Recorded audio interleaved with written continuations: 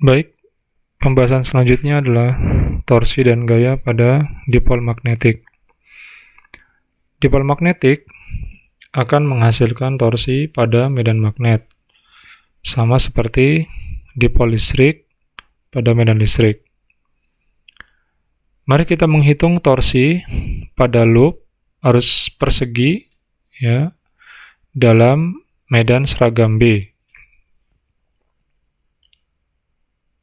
Ini ya, adalah loop dalam medan seragam B.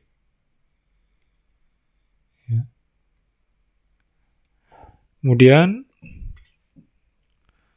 karena setiap loop arus dapat kita simbolkan dengan loop-loop kecil berbentuk persegi yang jika kita lihat di sini ya,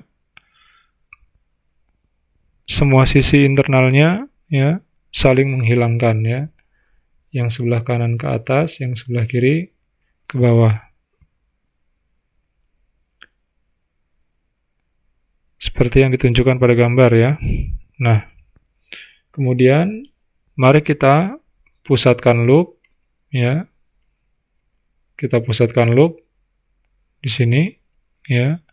Kemudian kita miringkan sudut theta dari sumbu Z ya ke arah sumbu Y.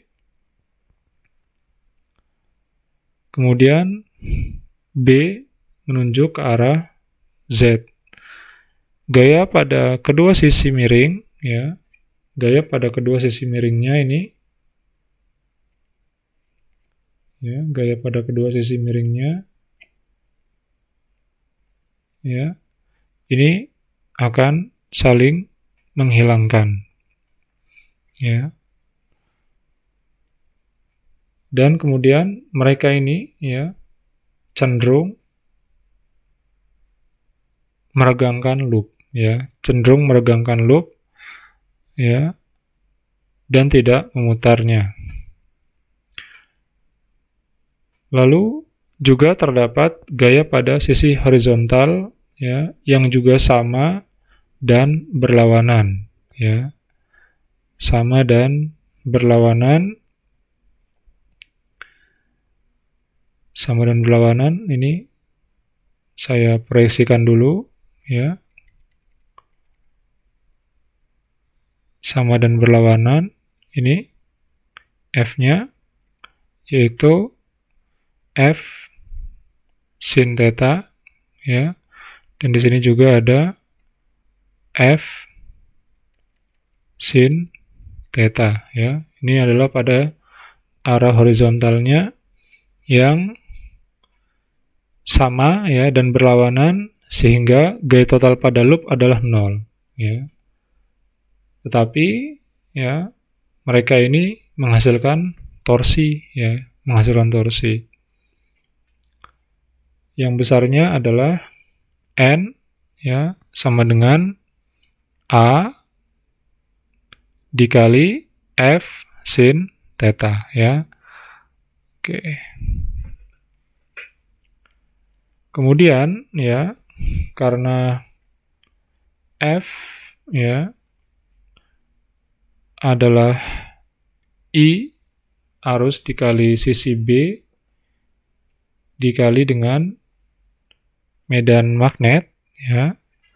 Kita lihat besarnya gaya ya pada arah ini ya, arah B. Sehingga ya torsi tadi jika kita hubungkan dengan F menjadi ya I dikali A dikali sisi A dikali sisi B dikali dengan medan magnet sin theta dalam arah X sama dengan M B sin theta X topi ya. Di mana M ya, di mana M adalah momen dipol ya, adalah momen dipol magnetik dari loop. Yang besarnya adalah I dikali sisi A dikali sisi B ya. Sehingga MB sin theta ini adalah sin theta ini adalah bentuk dari cross product dari vektor M dan vektor B yang menghasilkan N.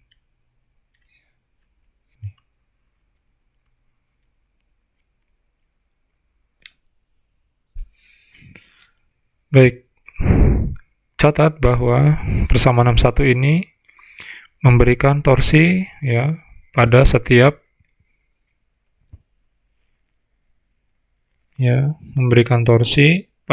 distribusi arus yang khusus yang terlokalisasi.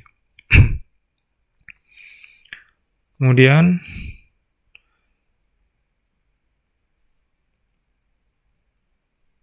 dan ingat juga bahwa persamaan 6.1 ini persamaan 6.1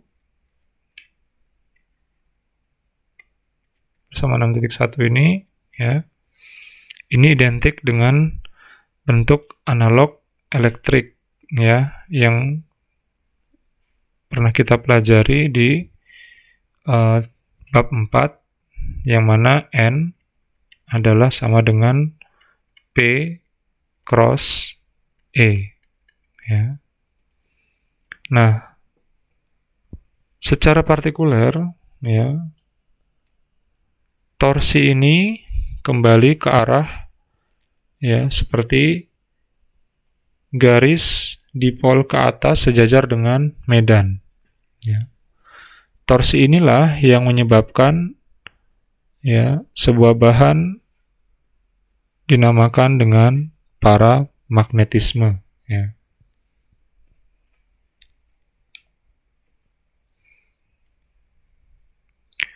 Dalam medan yang seragam atau medan yang uniform, gaya total pada loop saat ini adalah 0.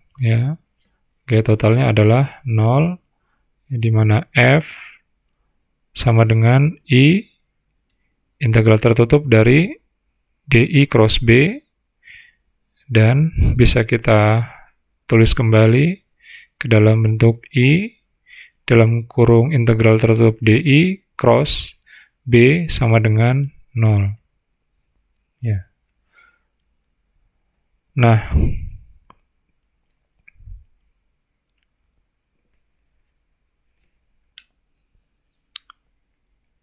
konstanta B ini datang dari luar integral, dan perpindahan bersih dari integral tertutup DI di sekitar loop tertutup akan menghilang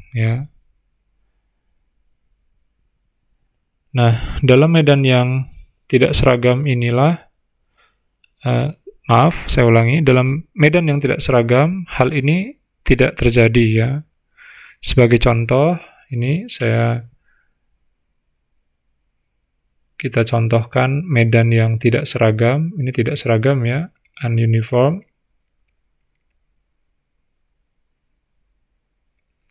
Tidak seragam. Ini tidak sama dengan 0 Di sini ada cincin kawat yang berjari-jari R yang membawa arus I yang kemudian cincin kawat tadi kita letakkan di atas sebuah komponen selenoida ini selenoida kita letakkan di sini di atasnya kemudian di sini B akan memiliki komponen radial B di sini akan memiliki komponen radial, dan ada gaya ke bawah bersih pada loop ada gaya ke bawah bersih pada loop yang besarnya adalah F sama dengan 2pi dikali I dikali R B cos theta. Untuk loop yang sangat kecil dengan momen dipol M dalam medan B, ya, maka gaya yang dihasilkan adalah sebesar F sama dengan nabla M dot B.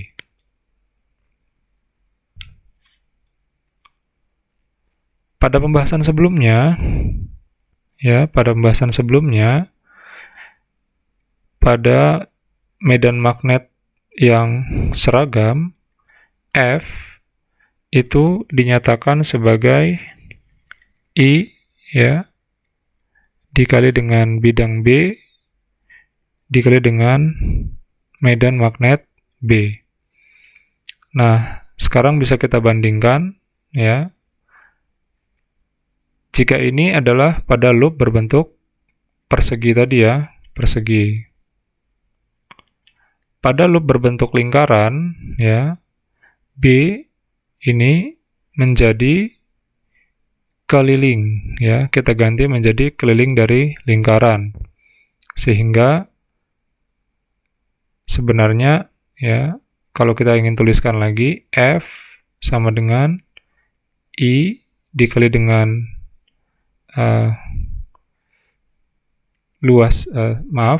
keliling dari bidang, ya.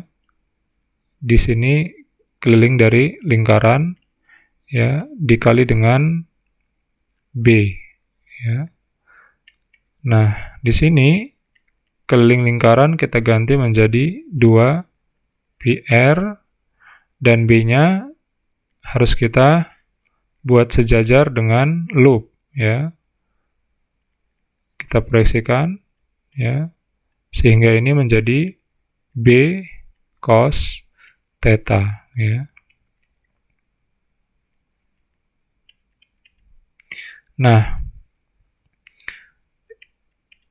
ini saya tulis kembali, ya, seperti persamaan 6.2 menjadi 2π I R B cos theta, ya.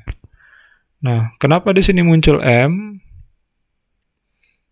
ya, atau momen dipol? Nah, itu dihasilkan oleh, ya, 2π I dikali R ini, ya, ini adalah gayanya tadi, ya, 2π IR B cos theta, atau dalam bentuk yang ketika kita cocokkan dengan persamaan, ini adalah bentuk momen dipolnya, ya. Ya, sehingga ini kalau kita tuliskan M B cos theta, di mana cos berkaitan dengan hasil dari dot product vektor M dan B. Kenapa di sini muncul nabla? Ya, karena di sini kita pakai ukuran loop yang sangat kecil. Baik, demikian.